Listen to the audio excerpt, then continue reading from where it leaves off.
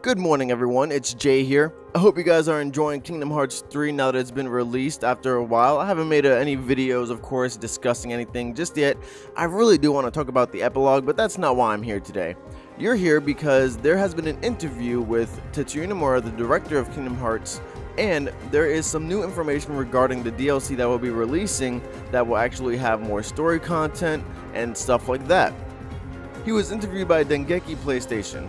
And here Nomura confirmed that DLC for Kingdom Hearts 3 is currently in development.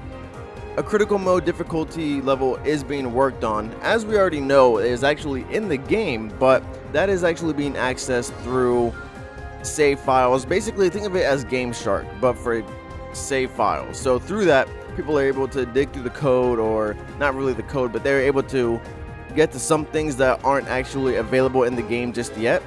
But he's saying here that it's actually being worked on, so it's just unfinished product that people are using right now, like Dean and some other people.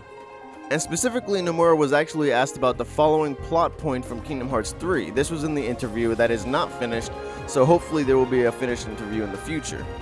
The specific question about a specific plot point was, under what circumstances was Shion revived, and how did she join Organization 13? See, there are several fucking questions just like that. But all Nomura said in regards to that is the answer will be in the expansion of the DLC. And again, it will have an expansion to the story of the game itself. Now, I do wonder like what kind of expansion they're really talking about, because of course everyone has their own opinion, but you know, in my opinion, just to throw it out there, the ending of this game and the game altogether, the pacing of the game was just really, it just wasn't how it should have been. Especially if you were to compare it to Kingdom Hearts 2, the pacing in that game was at least just a lot better in my opinion. And in Kingdom Hearts 3, there was just a lot of hows in the end of the game, really.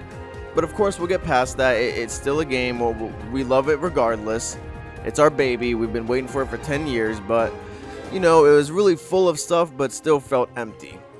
To continue, it is unknown exactly when this DLC will be released, but Nomura stated that free editions, free DLC, may come sooner rather than later, and it will be released as soon as they are ready, while the paid DLC will be grouped into one big single package, and it is aimed to be released by the end of 2019. So we are looking at a DLC.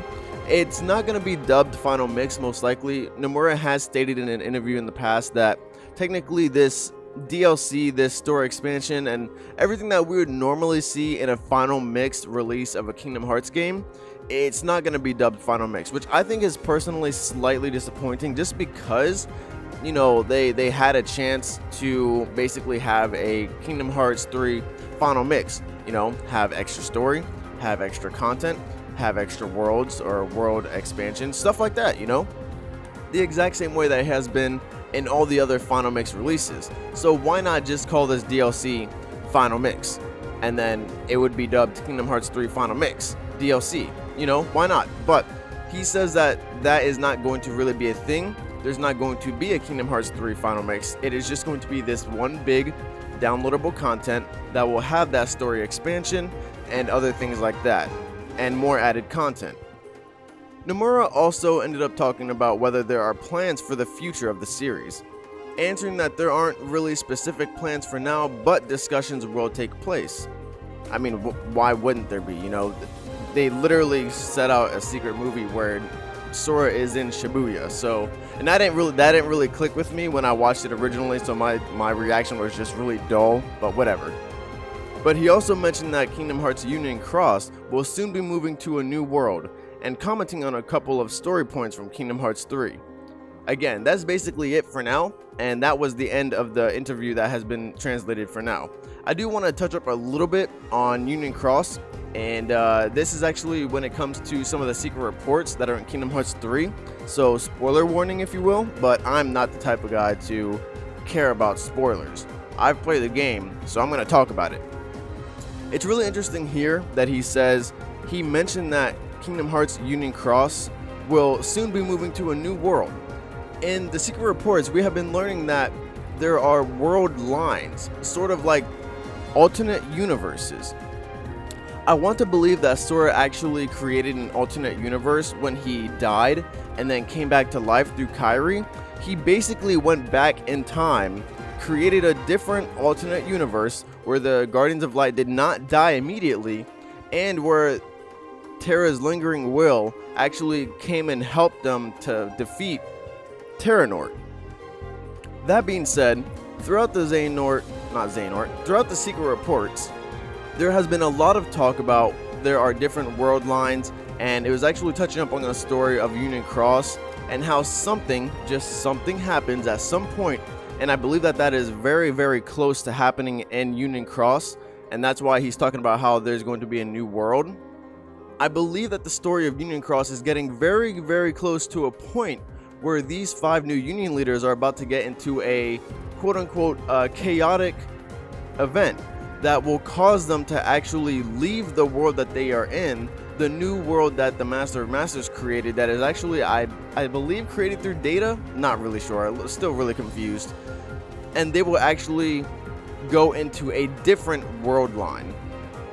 See, when they were in the original Daybreak Town with the Master of Masters and the Foretellers, they were in the original world line. After the Keyblade War, the Dandelions were actually sent to another world line where the Keyblade War did not take place. But apparently darkness is still around and about and causing trouble, causing chaos in this new world line.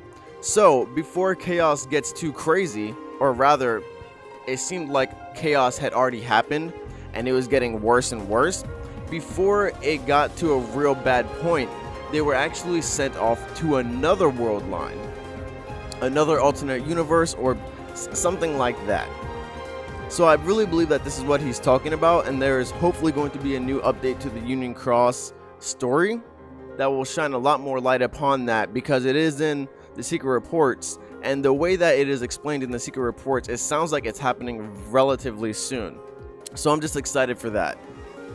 But again, guys, I hope you guys enjoyed this video. What do you guys think about the news? DLC is on the way. We knew about this, we just didn't know when, but now we know that it should be out before 2019 ends, and that is really good. You know, it keeps us on our toes, it keeps us wanting more, and it makes the playability of Kingdom Hearts 3 even more so expanded, especially once that DLC drops.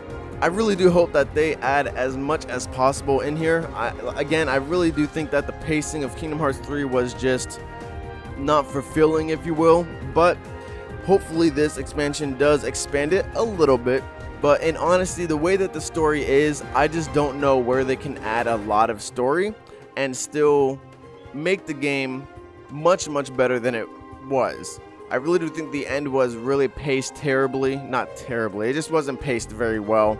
And there was just a lot of stuff that I was really expecting in the game that just wasn't there. And I feel like I'm not the only one. There was just a lot of things that felt like should have happened, but it just didn't. But again, hopefully this expansion will give us that little extra amount of just content that we at least are really eager for. Again, I hope you guys enjoyed the video. I hope you guys are excited just like me. I hope you guys are enjoying Kingdom Hearts 3. Also, stay tuned. I'm going to be live streaming, of course, tonight or tomorrow night for Kingdom Hearts 3's Proud Mode at level 1. It's kind of challenging. I died 3 times in 1 hour and it kind of got me mad, but whatever. I hope you guys enjoy the video. If you did, leave a like and subscribe if you're not already. Enable those notifications if you haven't already as well, so that you can be notified whenever I live stream or make a new video. But other than that, I will see you guys in the next one.